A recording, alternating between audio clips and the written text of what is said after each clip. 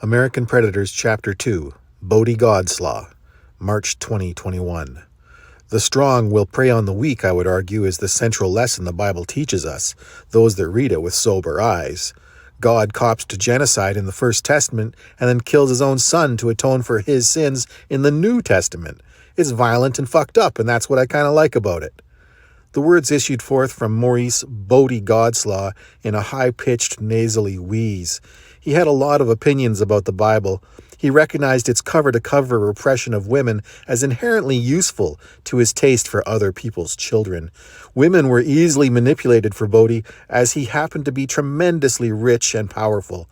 He was the owner of Trillium Farm Pictures, the Oscar-winningest production company in history. He was worth a few $1 billion. He was the worst possible person anyone could meet that genuinely wanted to earn an Oscar in a big-budget picture, especially young women. That is, unless that woman wanted sex with the lumpy old man with the sweaty potato face. In that case, she had a chance at the dangling part. Bodhi milked these women's desperation for fame and fortune for all it was worth, from demanding naked massages to straight-up forcing himself on the near-defenseless young women. Bodhi was a walking cesspool of humanity, and we haven't even gotten into the outright gruesome parts yet, as this story gets much darker. When a very rich and powerful man gets bored, he can indulge his worst desires. Bodhi Godslaw had grown bored of raping young potential starlets. He found the younger a woman was, the more it excited him. For most men in their 50s, 18-year-olds is the hard limit for actual sex, but for Bodhi, this was more of a suggestion than a rule. Bodhi was above rules. When you ride in your stretch Cadillac Escalade to your private jet, and you are in a different world than the 99%.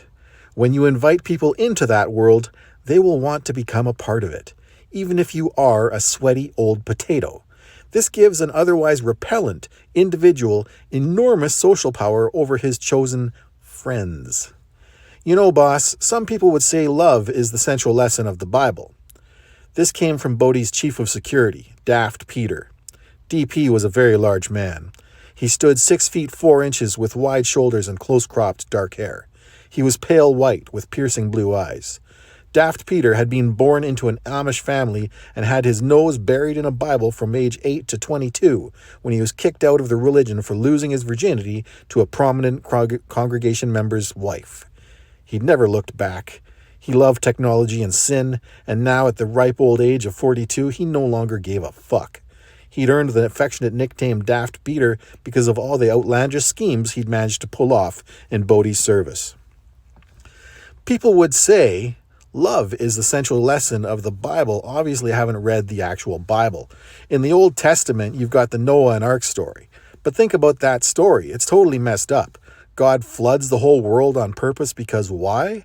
Because people have anal sex? Why? How is killing all humans but one family a reasonable response to being disappointed in your children's behavior? This is psychosis, not love. This is not an act of love. It's a story of power over weakness. God had the power, and he fucked everybody's shit up.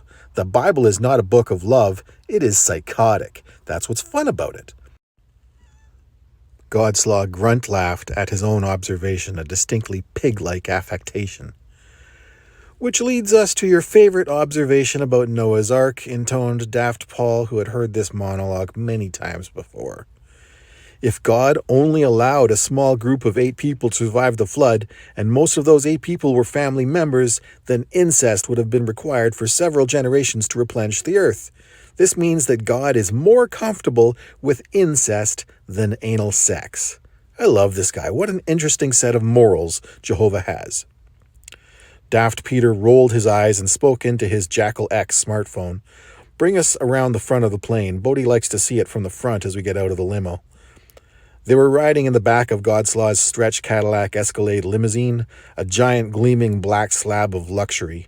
The interior was all black leather and grade suede, with a TV screen separating the front seats from the back so that the back was always private. The interior was studded with hidden cameras, as Bodhi enjoyed recording his conquests. Likewise was his private jet outfitted with hidden cameras and a couple different rooms in his house and office. On his boat, some of the cameras were out in the open, as they'd used it to shoot an actual televised reality show for a few seasons. Bodie had footage of nearly every actress, actor, and child in Hollywood as a result of the parties he threw on his boat and at his home. Everyone came to kiss the ring of the king and queen maker. Godslaw's name on a production ensured Oscar contention, and a Best Actor or Best Actress nomination could make you a millionaire. He had a couple trusted staff members that edited the camera feeds into a daily digest so that Bodie could observe the women and children and determine who was vulnerable to his proclivities. But even all that access to young starlets gets boring for a crusty old billionaire, because Bodie's true passion was the dark web. All that Oscar bullshit was really to finance his dark web website operation, specializing in child pornography and compromising pictures of high-profile people. Godslaw's power didn't just come from being famous and wealthy. It came from having vast quantities of compromat on people he deemed potential and real enemies, and those who shared his immoral passions. The term compromat comes from Russian politics.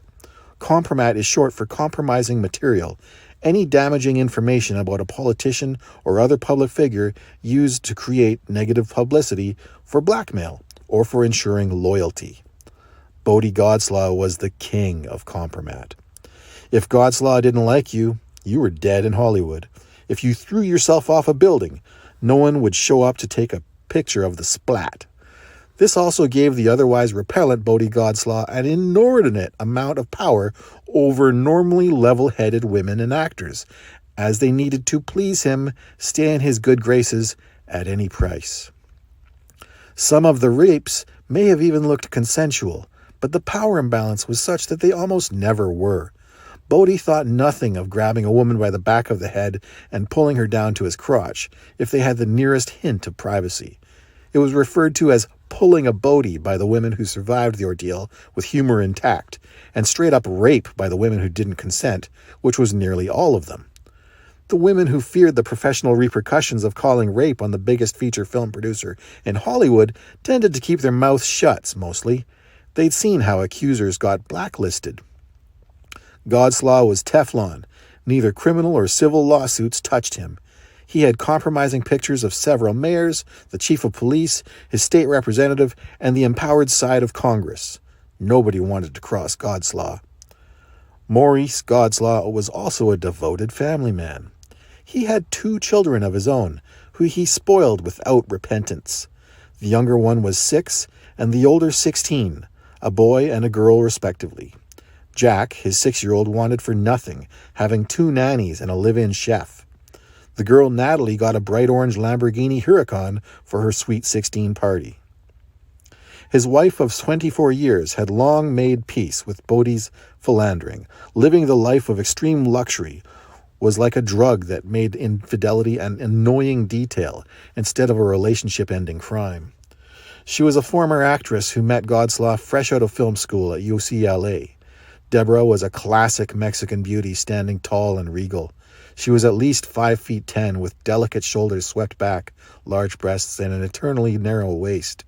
Her hair was jet black and long, and same as her eyelashes. Any sane man would have gotten on his knees to thank God to have such a beautiful woman in his life. But Bodie treated her with contempt now that her eyes were showing a hint of crow's feet in her early 40s.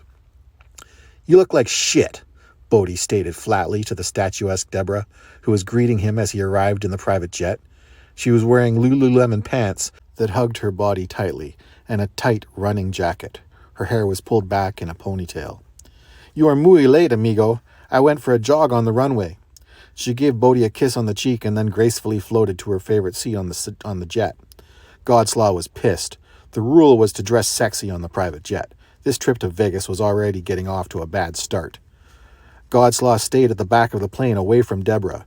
He sat across from Daft Peter, who set up his Jackal brand laptop. It was sleek and aluminum with a 17-inch display.